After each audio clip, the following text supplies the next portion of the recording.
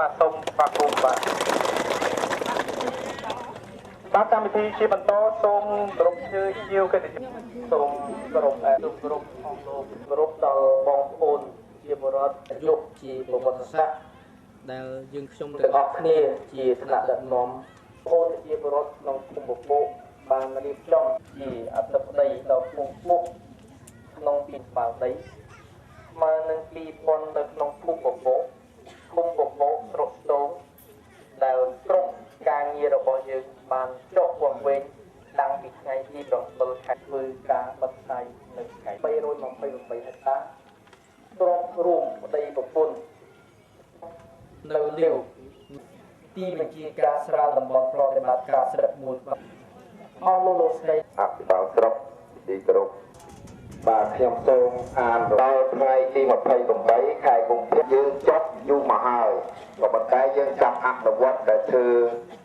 បំពេញការវត្តបាដីគឺពីថ្ងៃដែលចំបាបាដី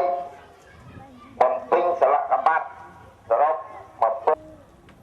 ទី6ក្បាលដីលោកសានហើយនឹងអ្នកដោយបានការអនុញ្ញាតពីអាដាមអបាតខេត្តក៏ដូចជាមានការអនុញ្ញាតកាសពីបាល់ដីយើងការងារមកជាទីបានមានច្រើនដល់7ខែ5ឆ្នាំ2012រហូតដល់នេះអញ្ចឹង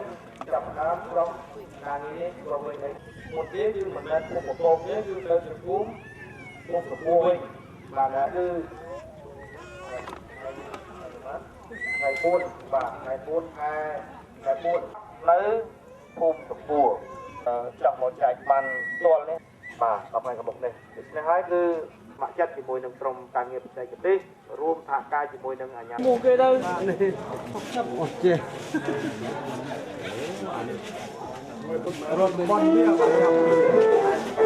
បាទបាទដៃបាទទៅនេះគេមានរយទៅយកថ្ងៃណាយើងស្អាយជុំហ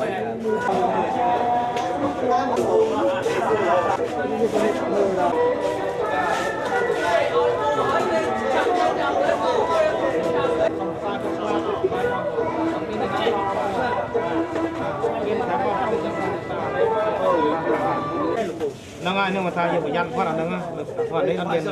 អីសោះអានេះអត់បានលំពេញមានន័យថាមានតែដីបងមានតែដីហ្នឹងនេះគេដាក់ហ្នឹងមានទំហំដី